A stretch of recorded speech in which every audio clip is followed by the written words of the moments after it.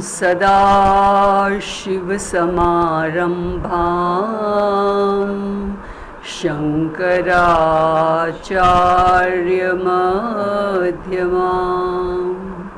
अस्मदाचार्यपर्यन्ताम्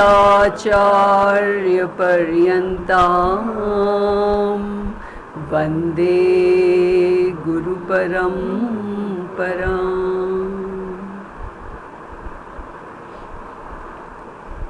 So, in these present shlokas, Bhagwan Krishna is concluding the Atma Jnanam topic.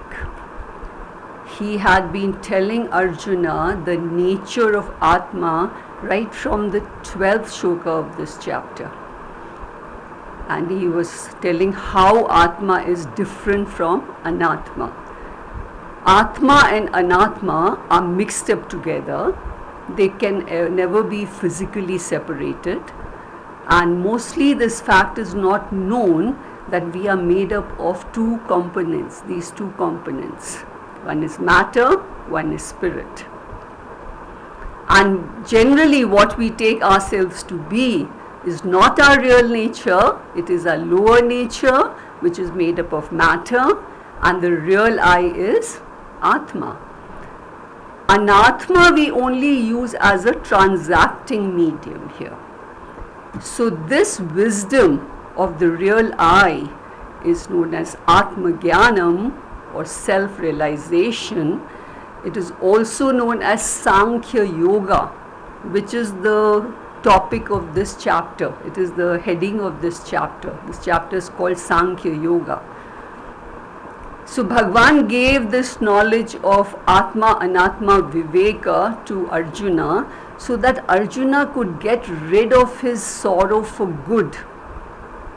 Because only by Atma Jnanam can we get permanent Dukh Nivritti. Everything otherwise is only a temporary solution.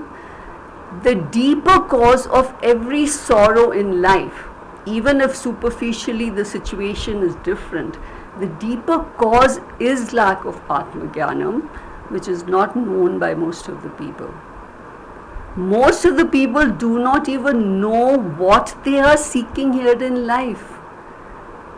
And after having done everything and after having got whatever is required to live a fairly comfortable life, why is there some feeling of something missing in life? Nothing actually here gave us total fulfillment, total sense of security and absolute happiness. Nothing gave it to us over here, So superficially, people seem to be chasing different goals here. Some are chasing money, some are chasing relationships, some are chasing worldly knowledge. But actually, in and through everything they are chasing, they are only looking for sense of fulfillment, security and happiness. This is what is not known. If we do not have money, we feel insecure. But when we get lots of money in life, then that gives us another sense of insecurity. That's a different type of insecurity one gets when you have lots of money. When you don't have money, then you are insecure, And the happiness and fulfillment which the worldly accomplishments give here, they don't last for very long. They are temporary because they are subject to the law of diminishing utility. Whatever we get in this world, it gives us a kick for a little while, and after some time we get used to that achievement or whatever property or a car or a house, whatever we got, we'll get used to it, and then it's not giving me the happiness anymore. So very soon the question of what next arises, and the seeking continues, the chase continues here. So Vedanta says that the basic goals of life, these basic goals of life are represented by one word, which is Atma or Brahman. The meaning of Atma only is fulfillment, security and happiness. And nobody knows that we are actually seeking the Atma over here in whatever we are chasing over here. So we are chasing this world, we are in search of our own selves. We are looking for our own selves here. What a game of life this is, it's really, some blessed people can understand this. It is not easy to grasp, Everybody is chasing this world, They don't know why they are chasing this world.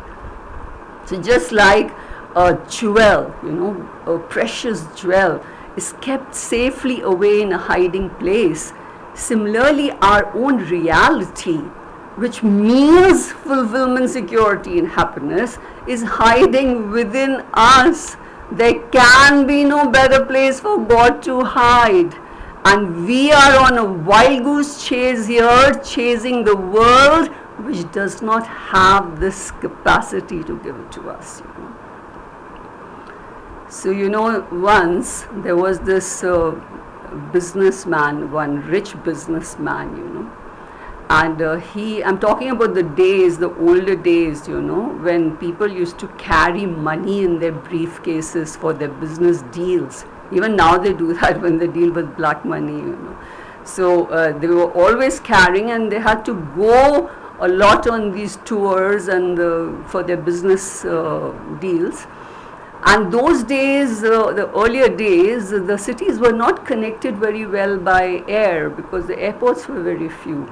So most of the travel was done by train by these people. And sometimes it was a long travel, And this businessman was very famous, he was very rich and people knew about him.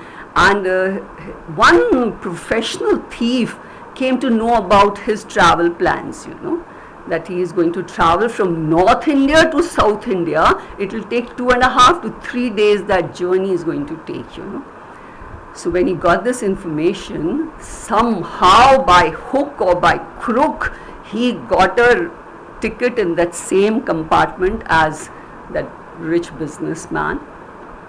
And as luck would have it, it turned out to be a first class coupe. Those days, those AC coaches were not there. In the beginning, only first class used to be there, and then second class, third class they used to have. And all the first class compartments were 4 berths, and only one odd coupe would be there with 2 berths. So this chap was lucky, the thief with her turned out to be a coupe, So his seat was the top berth and the businessman was in the lower berth. Now when the journey started, this smart thief, professional thief, he befriended that businessman, and posing to be very rich and, good, nice person himself. And all this while he was making friends and talk with him, he had his eye on that briefcase of his which he was carrying. And once or twice he even saw the businessman open his briefcase and check. He saw money is there, yeah, it's there. So I'm on the right track, And his plan was, when the night comes, he used to have, he's a professional, he had a master key, he could open any lock, So I'm going to take that money and I'll get off the train, So when night came, so both of them retired to on their respective berths, and when this chap was sure that the businessman is sleeping, stealthily he came down and slowly he took out his briefcase from underneath the berth and he managed to open the lock, And to his shock, he saw the briefcase was empty. So he thought maybe he's hidden it in his personal belongings, and he was so quick in checking, he checked everything, money's not there. So he was very disappointed, and then he went back to his berth thinking, I still have another night left, the whole day is there, night, if I get a chance in the morning I'll try, or then the night is the solution, So next night again the same thing happened, the whole day he is being, and next morning he saw that the businessman opening his suitcase and the money is there again in the morning. So he says, what happened in the night time, the money had vanished, it's there, because from the side glance he was always, his eyes were on that briefcase only. Then again night came and the whole thing repeated, and when he came down, again the briefcase empty. he says, what is this? This is the first time in his life this thief has encountered such a situation. Otherwise, he was such a professional thief, he would just rob the people, in a second and just vanish. So then he couldn't sleep after that, because then the next day only few hours of the journey were left. So next morning he was so restless that he couldn't take, he thought he'll go crazy if he goes on thinking about this, because he was a thief and this is a profession and he's not been able to do it this time. So he told the businessman, sir, actually I am a thief and I have come on this journey only to rob you, but I've never met such a smart person in my life. Sir, I don't want your money. Can you just please tell me, where did you hide that money every night? If you don't tell me, I'll go crazy. So please, just I don't want that money anymore now. The businessman smiled and said, buddy, I knew about your intentions right from the beginning. So at night, when you went to the washroom, I took out the money and put it under your pillow.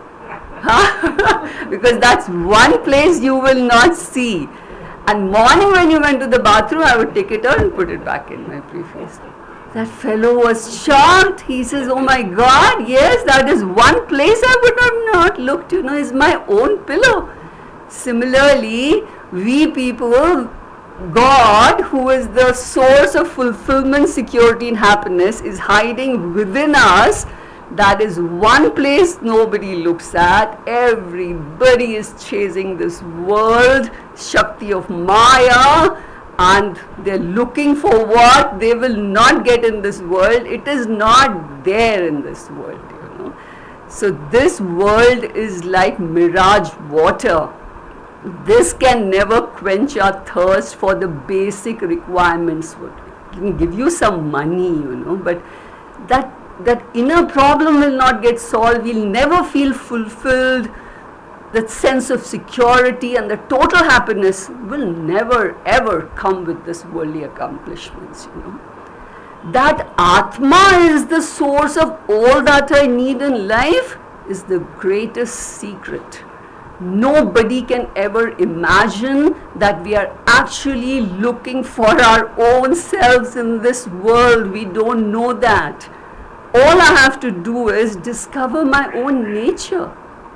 And once I discover my nature, only then will I be comfortable with myself and I will be comfortable with the surroundings here.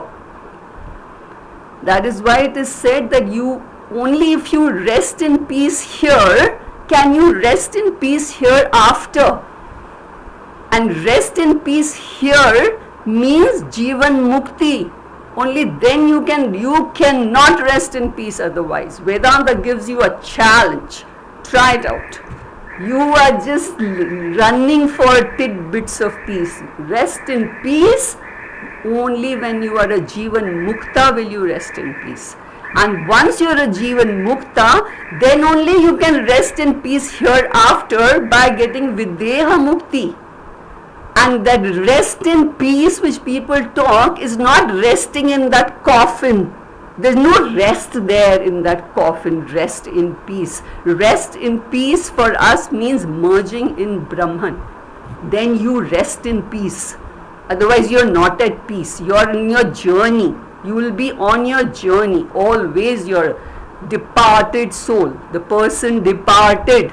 Departure is only for travel. You are traveling. Jiva Yatra. This Jiva Yatra is going on. You want to rest in peace? Then this is the way to rest in peace. So now Bhagwan is going to tell us what a surprise this Atma is. So we will read shloka number 29.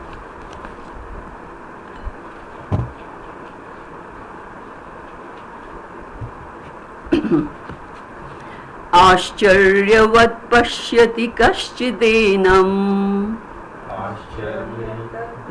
वत् पश्यति कश्चित् एनम् आश्चर्यवद् वदति तथैव चान्यः आश्चर्यवद् वदति तथैव चान्यः आश्चर्यवच्चैनमन्यः शृणोति आश्चर्यवच्चैनमन्यः शृणोति श्रुत्वाप्येनं वेद न चैव कश्चित् श्रुत्वाप्येनं वेद न चैव कश्चित्.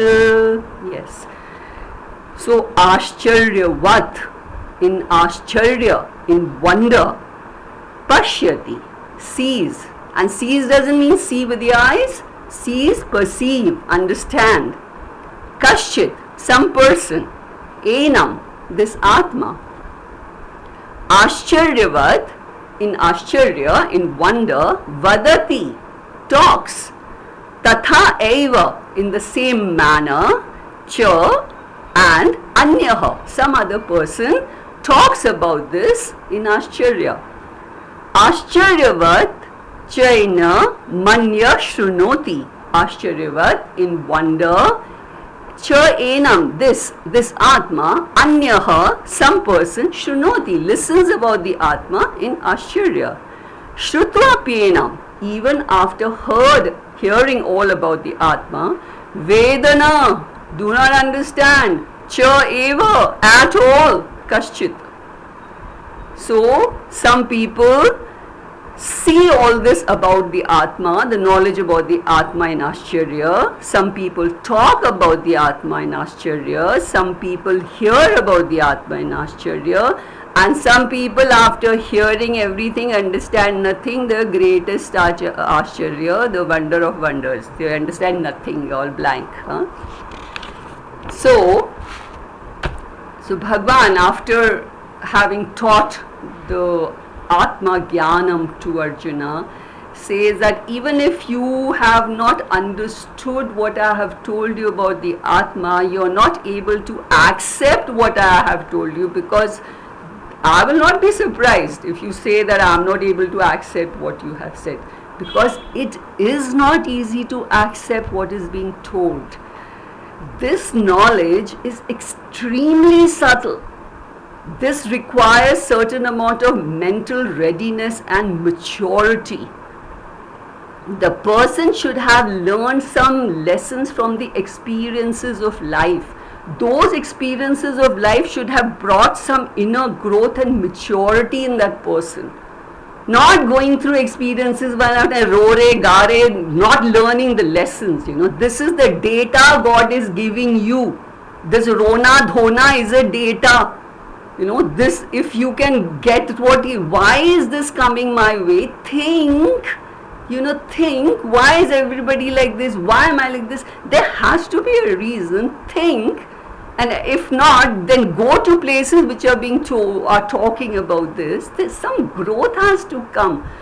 So they're just, they're just doing all this. No growth comes in the people, and the wonder is that all of them are following that same beaten track which is followed by everyone. Nobody dares to come out of the comfort zone, and if anyone by chance opens his mouth about spirituality at home, then the entire family is going to pounce on him that this person is going to become a sannyasi, so don't you let him do all that, whatever he is doing. He'll leave the house and go away.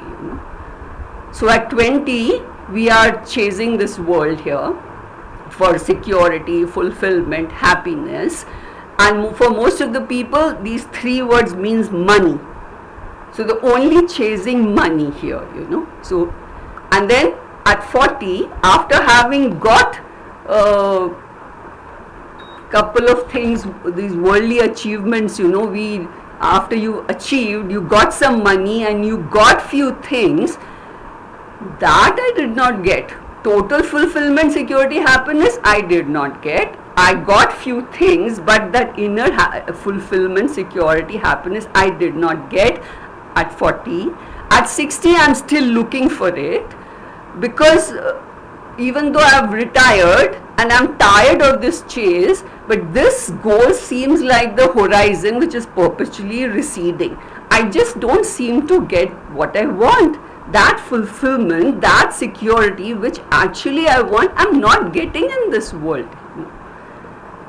So then nobody wants to dare to find out. I'm not getting, okay, then there has to be a reason. This game of life has a reason. Try and find out. No.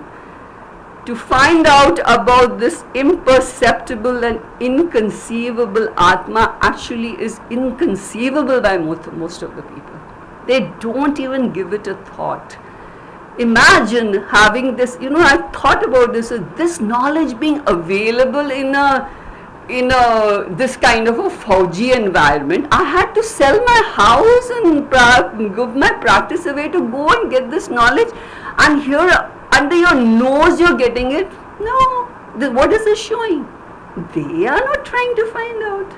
They still, you hear them, they go and walk here with a phone most of the time and plucking flowers. All of them are plucking flowers over here, and all they're talking is, itna lakh hote, lakh. What have you learned out of life, No, nothing they have learned, That is why this knowledge is an open secret. You can tell about this to anyone. Most of the people will not be able to grasp. And what is the proof that they will not be able to grasp? They're chasing the world. They will listen and then they're chasing the world. So what does this mean? The knowledge was not grasped. At least not yet. It's not grasped. Because the mind is in the world. Abhi itna aur bana lo, itna aur bana. Banao. बना के देख लो, जब बुढ़ापे में समझ में आएगा तो life would have gone away, no? So this is an open secret, difficult for people. So Bhagavan says, okay, I know. He tells Arjuna, it's not a big surprise, that if you can't grasp this, this is a bit too subtle. So here he says, Ascharyavat pashyati kashchidenam. Kashchit, some person. Ascharyavat pashyati enam.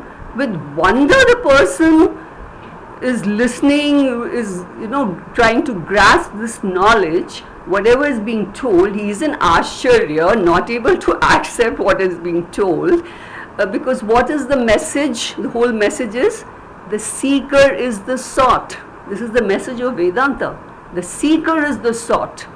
That what you are looking for in this world is not there in this world. It is your own nature. So if you are, the whole drama over here is that you are looking for your own nature here. So this world is not going to give you what you are looking for. This is the biggest drama which is going on here. So some people are all Ashcharya when they listen to this, because they are not able to understand this, they are not able to believe this. And there are some, then by God's grace, some people will, okay, they start off, they earn some money here, first they study, they get a degree, and then they start earning money, and then they go around the world. The whole thing is, I have to go around this world, I have to recce this whole world, I have earned money, earn and spend, artha and kama. Only some, very few blessed people will realize that after all this I did, there is still a vacuum and emptiness inside.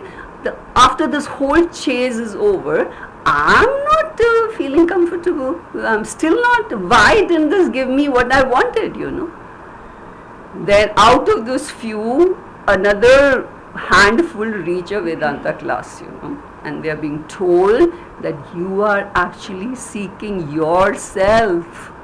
This is the secret of life. And for that they will be jaw dropped. Ascharyavat. They are in wonder. And some people, after listening to Vedanta, they actually pashyati enam. They sit down, listen to Vedanta, sit in meditation, and then they say that I saw the Atma as red and blue flashes or some supernatural experiences. Pashyati enam. They saw the Atma. So this is what they have understood after listening. So that itself is an Ascharya. Then Bhagavan says, Ascharyavat vadati tathaiva cha anyaha. Tatha eva, in the same manner, anyaha, some other people, Ascharyavat vadati. They talk about this in Ascharya. So when Guru vadati, when Guru talks, they are in Ascharya. All what he's saying is unbelievable, because Guru is saying that Atma is Sat, Chit and Ananda. It is the infinite reality, it is your own nature, and this infinite, without undergoing any change itself, appears as the finite world. This is what Guru is saying, that all the names and forms are the appearance of Atma, just like the wave is appearance of the water. And that the Guru can talk like this and get away with it is also an Ascharya, that what is he talking, but this is what it is. And after listening to the Guru, then the students, they vadati amongst themselves, they talk about this wondrous Atma amongst themselves. Very difficult to accept what is being told, and desperately trying to find out, how am I Ananda? How am I the source of Ananda, when actually from inside I feel pretty miserable? That is why I am trying to get Ananda in everything I do. Let's go for a holiday. I want to get Ananda because I am so miserable from inside. That's a proof, So everything is an Ascharya. So Vadati also is Ascharya. Then Ascharyavat cha anyaha shrunoti. Anyaha, some people, enam, this Atma, Ascharyavat shrunoti. They listen to all this being told, Ascharya, literally they sit down like that. Those are the serious ones who actually want to concentrate upon what is being told, For some, whatever is being heard is absolutely unacceptable.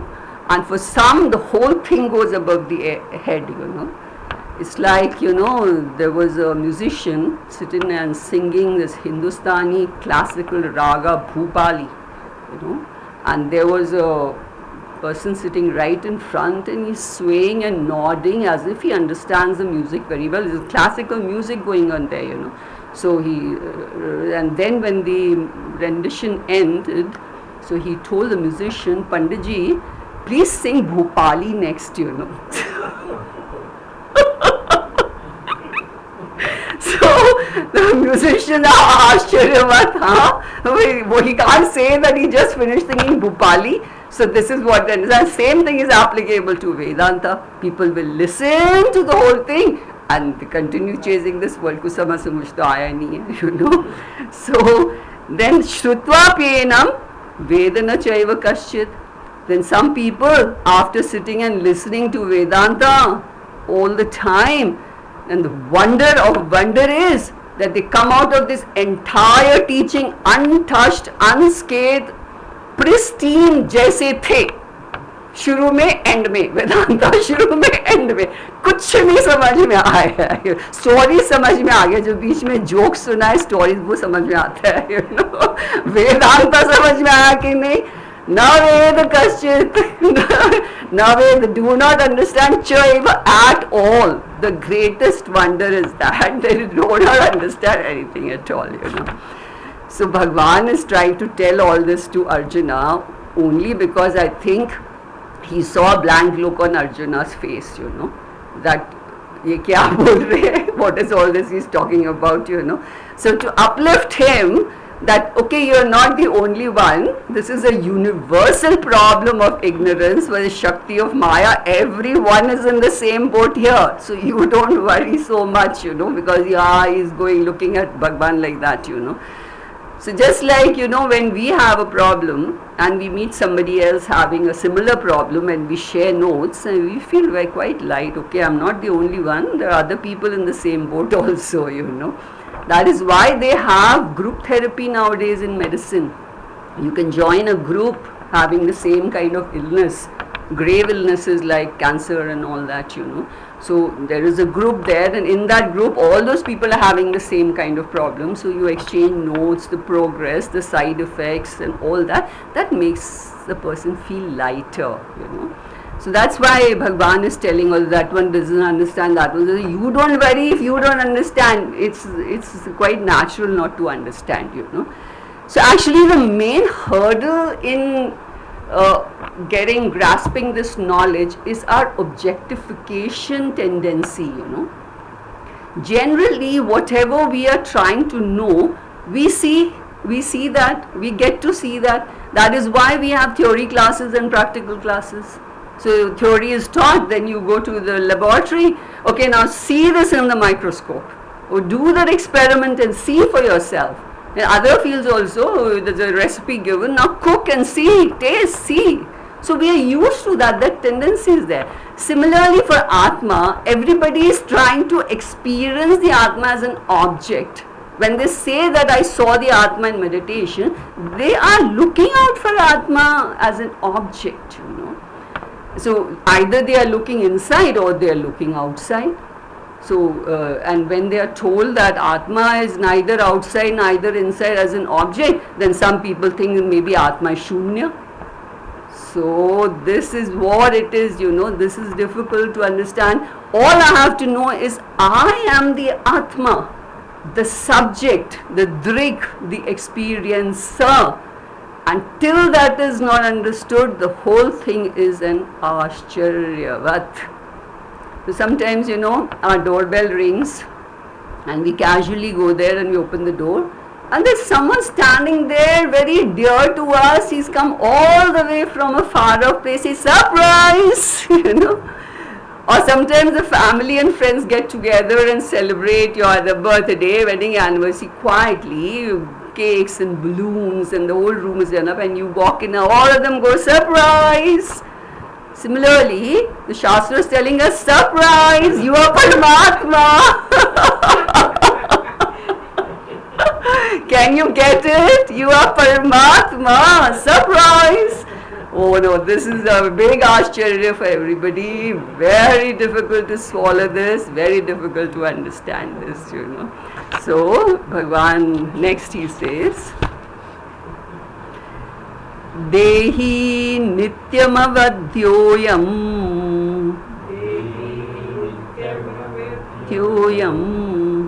Dehe sarvasya bharata Tasmat sarvani bhutani Natvam shochitum arhasi Dehi, the indweller of the body, Nityam, ever, Avadhyaha, indestructible, I am. This Dehi is Nitya Avadhyaha. Dehe, in the body, Sarvasya, of all the beings, Bharata, Arjuna. Tasmat, therefore, Sarvani Bhutani, for all the people, Natvam shochitum arhasi, you should not be grieving. So here he means is that this Dehi is Nityam Avadhya, is ever indestructible, present in the body of all the people, which is the reality. So you don't have to grieve for all these people, is the crux of this shloka,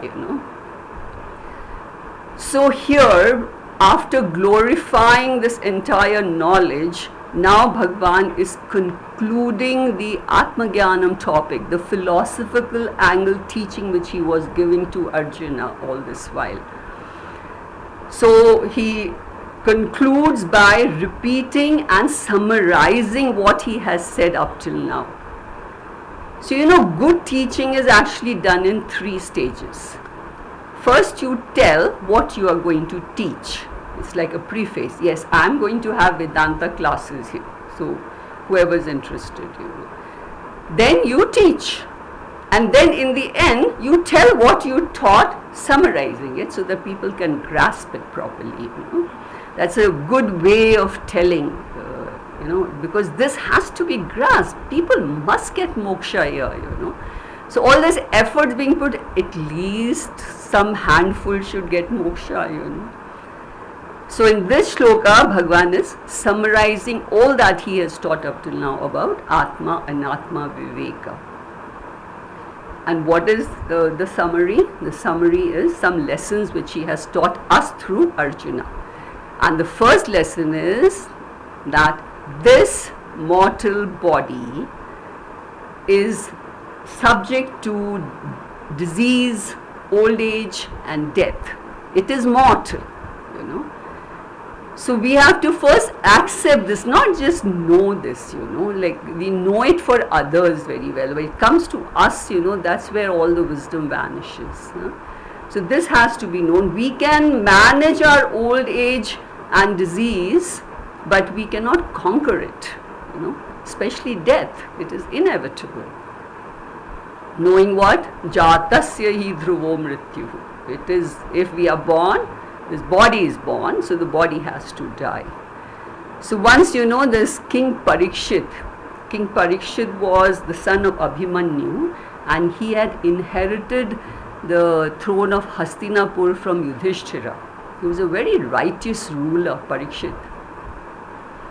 A very good man. But once, you know, playfully, he put a dead snake on a rishi who was meditating, whose name is Shamik Rishi. You know, he was meditating just playfully. It was a dead snake. He just put it on his shoulder. And the rishi's son he saw him. He was also a rishi Shringi, you know, and a Krodhi rishi, you know. So when he saw that, he gave this Parikshit a shrap. He said, "You are going to die in 7 days." You know. So everybody thought Parikshit's going to be very sad that he has only 7 days to live. But Parikshit is very happy. He says, "Now I have a guarantee that I'm going to live for 7 days. That I'm not dying for 7 days. Otherwise, you don't know, life is unpredictable. Death can come any time, you know. Mrityu dhavati, it'll come and go. So now I don't have any problems, you know." So the mental readiness and the acceptance of the mortality of this body is the first lesson Bhagwan has taught us in all these shlokas, you know. And the second lesson which he has taught us is that this mortal body is not I. This is a superficial I. I am not this. Behind this mortal body is the real I, the Atma, the Dehi. This Deha is Anitya and Dehi is Nitya.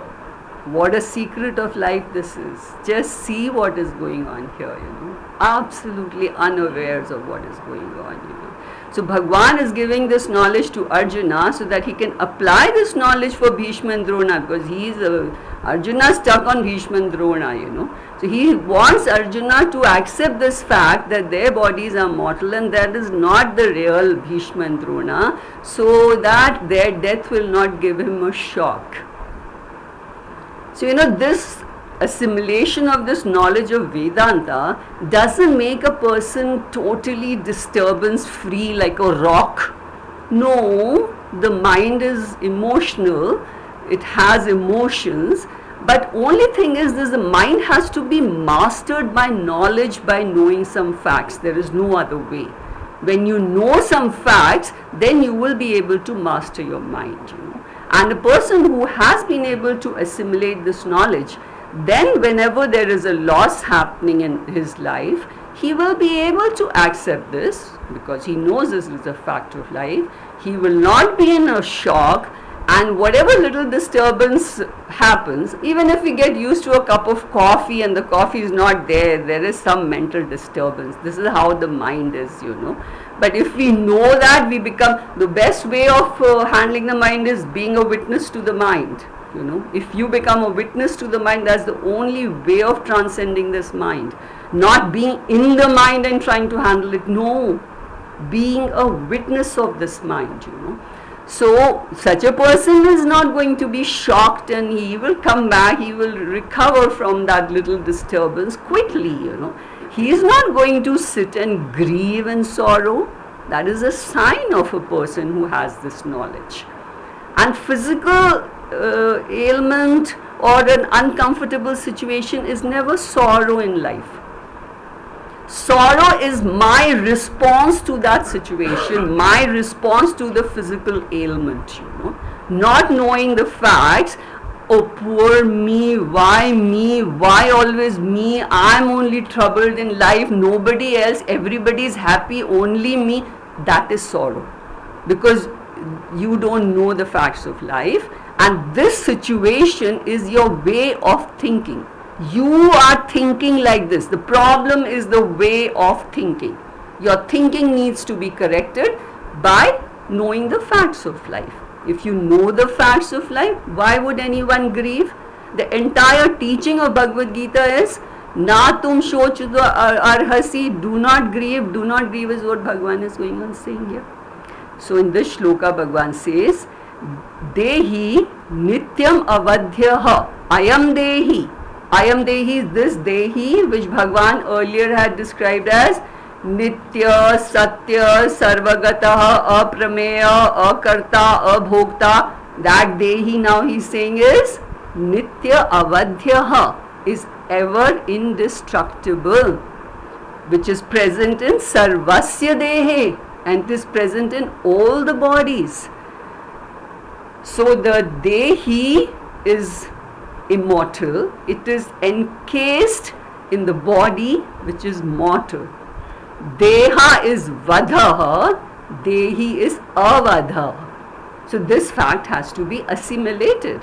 And once you assimilate this, Tasma sarvani bhutani natum shochatum arhasi, then why would you want to grieve for anybody once you have assimilated this fact that the person actually is immortal, he's avadhya, nobody can destroy the actual reality, So while the person is there and going through old age, disease, whatever the person is going through, everybody around must do what one can do. Not that, this is not that person, and the actual person inside, nothing's going to happen, so forget about this person. No, we have to do everything we can do. We must help them physically, emotionally, medically, financially, even extend their life if possible. That in ICU, sometimes this very crucial decision has to be taken by some people, The person is in terminal stage of illness, and the doctors say that a surgery can be done. Now there is a surgery.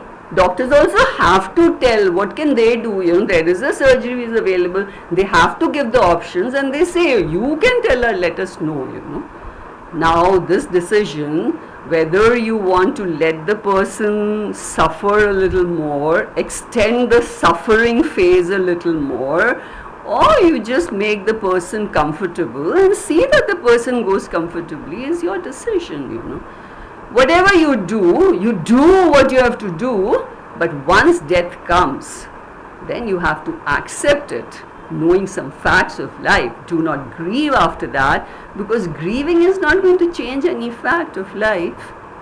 So, रोते हुए आए थे यहाँ पर, हंसते हुए जाना है. सारे बच्चे रोते हुए आते हैं. If they don't cry, they are made to cry, So that all those fluids come out. So we enter here rote dhote, and then many of them live their entire lives rote dhote. Just see their faces. कैसे चल रहे, like misery is the word. You see that person and you will go at a right angle. उससे तो नहीं मिलना है because I am feeling high spirited, and you talk to that person, you're gone, So the whole life they got a सा face. ये नहीं हुआ, वो नहीं हुआ, ये करा था, वो गड़बड़ हो गया, बच्चे ऐसे हैं, वो ऐसा है, husband ऐसा. All the time they have something to crib about. So ना तो इधर रहते हुए रोना है, रोते हुए सिर्फ आए थे, इधर अच्छी तरह रहना है और हंसते हुए जाना है, knowing some facts of life, gracefully die. अरे शान से मरना है, लोग भी देखे क्या मरे हैं. मरो तो ऐसे मरो. उड़ाना है ना, जियो तो ऐसे जियो.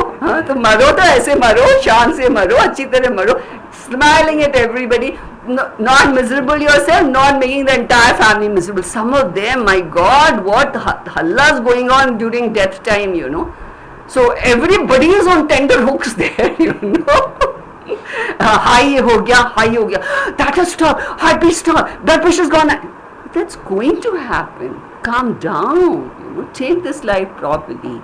अच्छी तरह जाओ यहाँ से, हंसते हुए जाओ, This is the lesson God has taught us, Then he says, Swadharmapi chavekshya, Swadharmam api chavekshya, navikampitum arhasi, Dharmyadhiyudhya shrenyonyat, Adhiyudhya shreyonyat, Kshatriyasya na vidyate. Swadharmam, your duty, apicha, and also aveksha, looking at it from the point of view of your duty. Na vikampitum marhasi. Vikampitum is do not waver. Kampitum means tremble. Kampitum. Vikampitum, do not waver from your duty, you know. So from the point of your duty, you should not waver at all. Because dharmyadhi yuddhat, because dharma yuddha, a yuddha which is being fought for dharma, shreyaha anyat, anything greater than that, kshatriyasya, for a kshatriya, na vidyate, it's not there. So for a kshatriya, there is nothing greater than fighting for a dharma yuddha. So you should not waver from your duty from the point of view of your swadharma also. This is what Bhagavan is telling. So after having concluded all that, on all the philosophical teaching which Bhagavan has given, and he gave all that to Arjuna, so to remove his sorrow, and the sorrow created delusion, which was whether to fight the war or not to fight the war.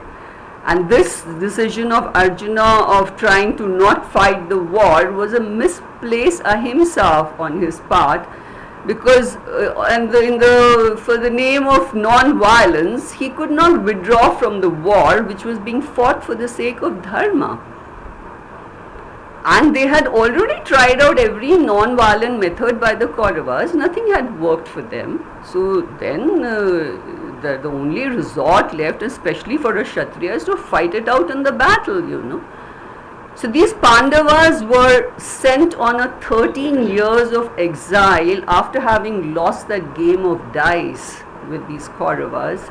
And 13 years was 12 years in exile and 1 year of incognito living in disguise.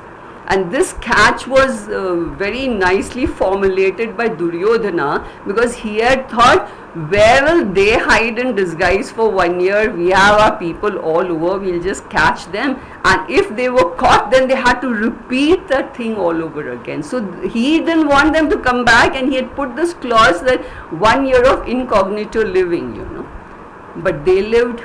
They completed the happily. Firstly, they went on that 12 years of exile and 1 year of incognito. Bhima had become a cook in somebody's, and that Arjuna was teaching dance somewhere. They couldn't find out. They tried their best. They had their spies all over, but they could not find out where they were, So then when they came back, after having gone through that whatever punishment they had to go through, so honestly they went through it.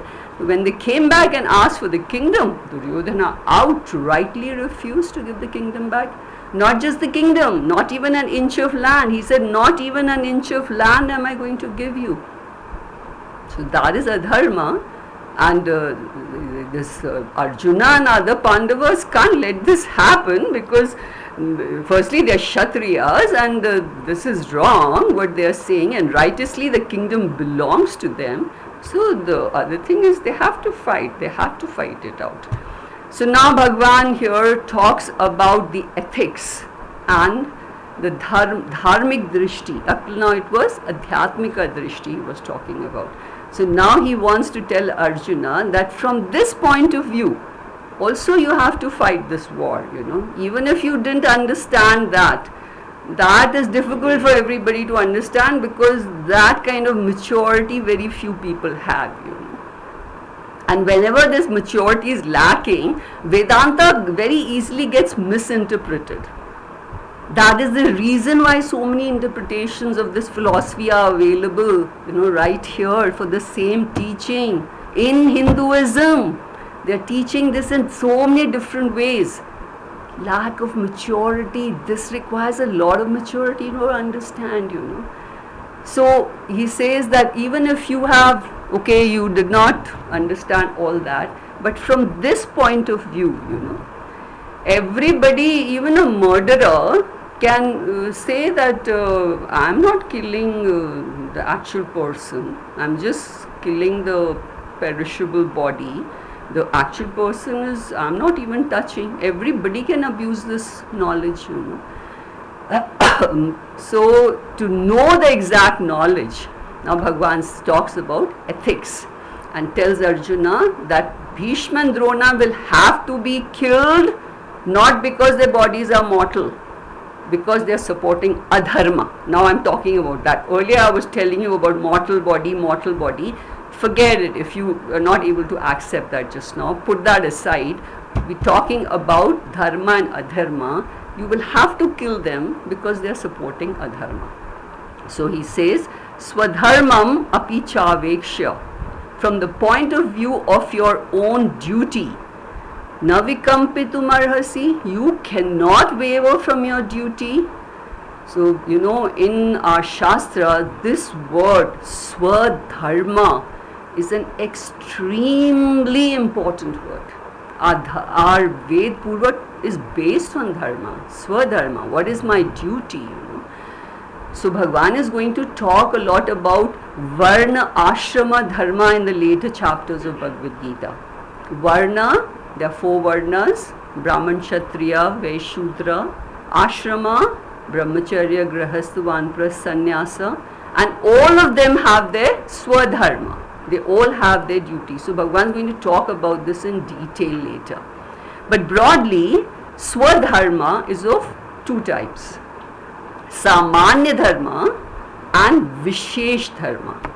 Samanya Dharma is that which is universally applicable to everyone. Samanya, to everyone, be it a child or an old person, a man, a woman, of any varna, of any ashrama.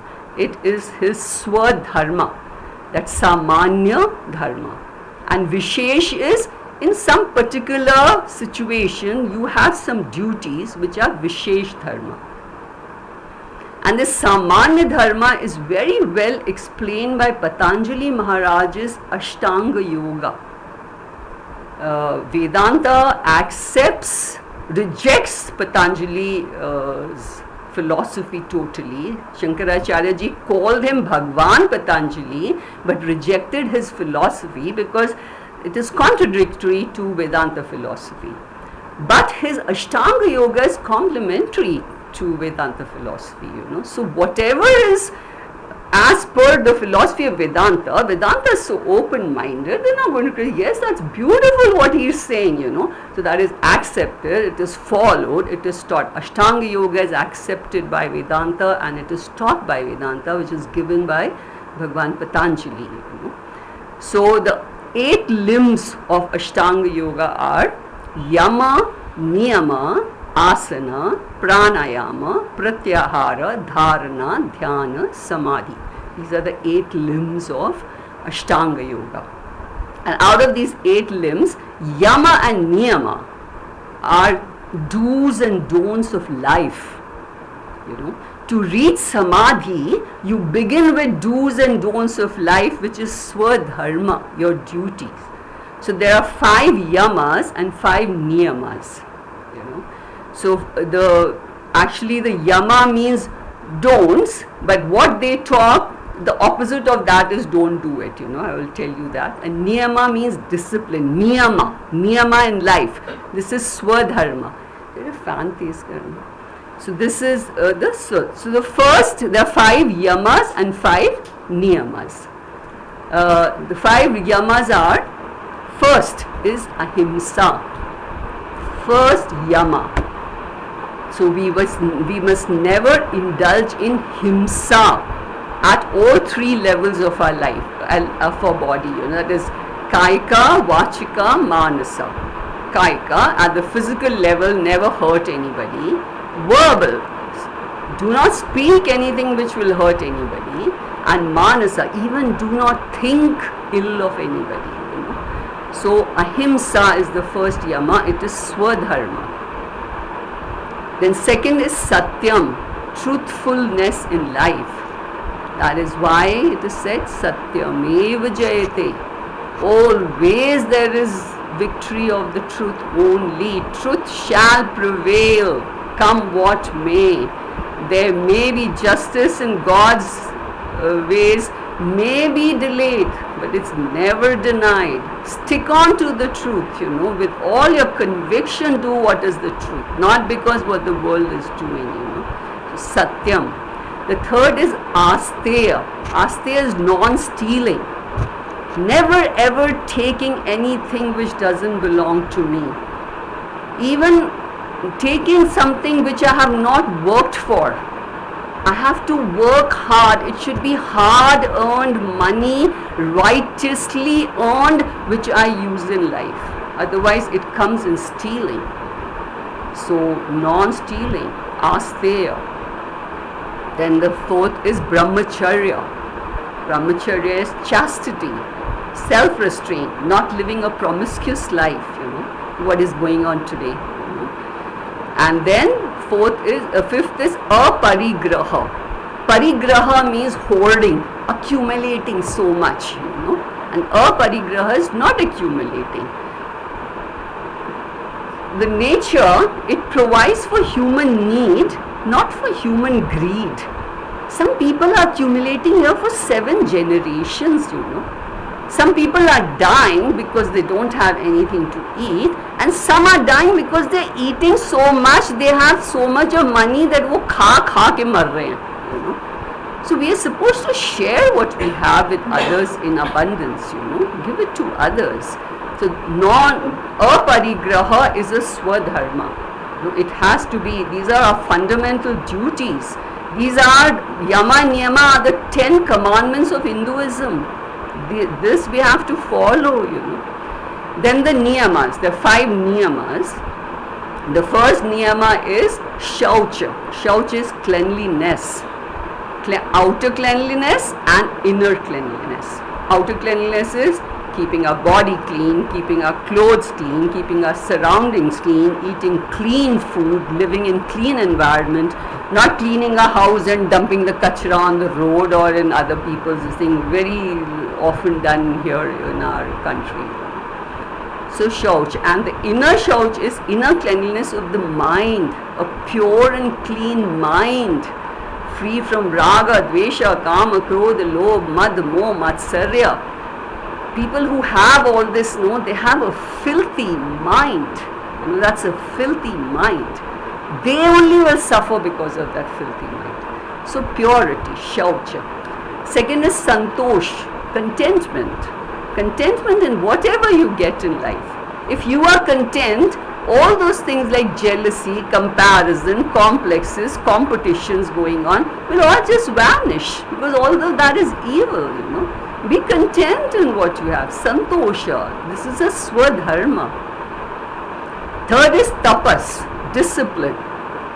The easiest thing is indiscipline, And to follow discipline is really tough. It is a fundamental duty. It is a swadharma. And discipline begins with punctuality. It is very, very important to start your disciplined life punctually, organizing your day, which is totally lacking in India. We follow Indian standard time here. We have to learn this from the West. Really, hats off to them for their discipline. They talk like, oh, in a minute I'm getting a call from a lawyer. In a minute I have to go there. Can I quickly ask you this question in half a second? They value that. We don't. We'll get up and go when we feel like. We get up and we go ring the bell in somebody's house when we feel like.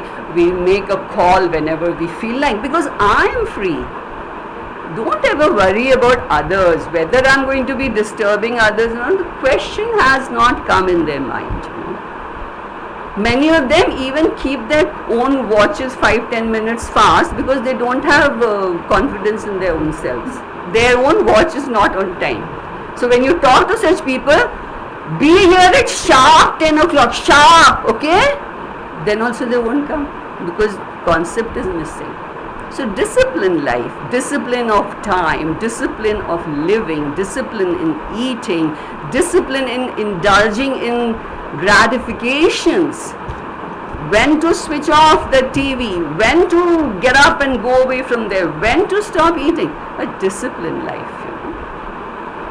So that is, then the other is Swadhyaya. Swadhyaya is studying our scriptures every day.